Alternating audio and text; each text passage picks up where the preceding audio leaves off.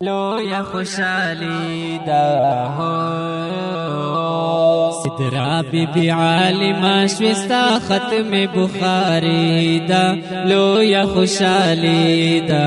ہو پا مدرسہ عائشہ کی دی خیست چادر پوشیدہ لویا خوشالی دا ہو سدرا بی بی عالمہ شوستا ختم بخاری دا لویا خوشالی دا ہو پا مدرسہ عائشہ کی دی خیست چادر پوشیدہ لویا خوشالی دا ہو شیخ عزیز اللہ سے بخاری درتا ویل دا دیر پا مینا مینا محبت تائز دکڑی دا شیخ عزیز اللہ سے بخاری درتا ویل دا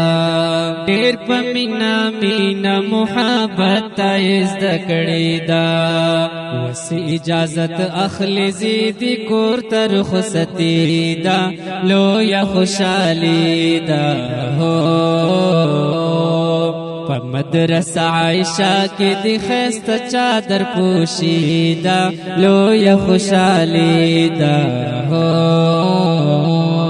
سدرا بی بی عالمہ شوستا ختم بخاری دا لویا خوشالی دا ہو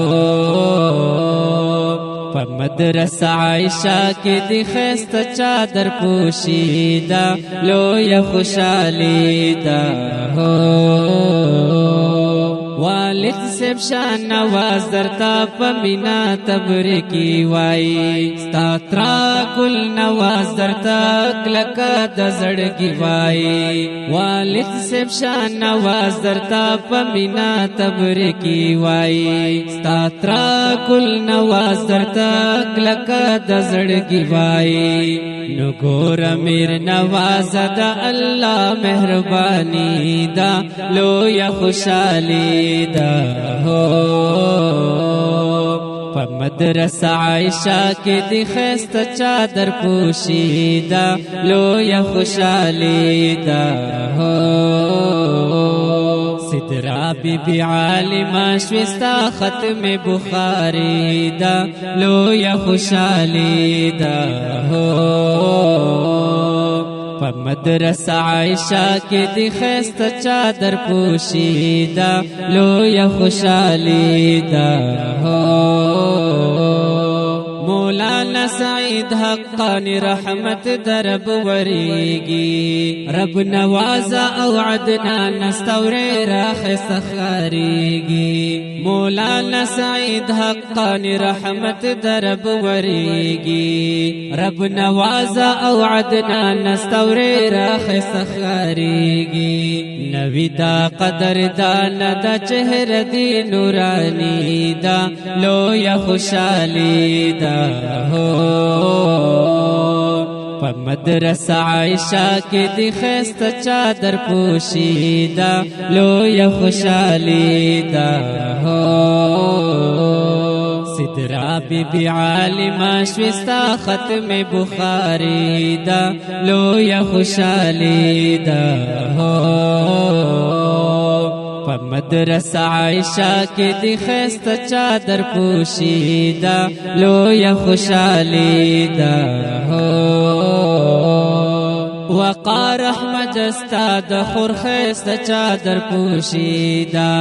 حارست گل پشان نن یہ ختم بخاری دا وقار احمد استاد خورخیست چادر پوشیدہ حارست گل پشان نن یہ ختم بخاری دا دانشا پما گران پہر لور رنگینی دا لویا خوشالی دا ہو پا مدرسہ عائشہ کی دی خیست چادر پوشیدہ لویا خوشالی دا ہو سدرا بی بی عالمہ شوستا ختم بخاری دا لویا خوشالی دا ہو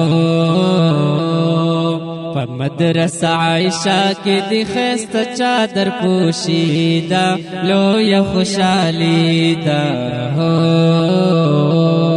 احسان الله حنفی در تالی کلی دی شعرونا فمنا محبت سر یوسو خست لفظونا احسان الله حنفی در تالی کلی دی شعرونا فمنا محبت سر یوسو خست لفظونا عبد الستار هم درتا ویلی زبانی دا لوی خوشالی دا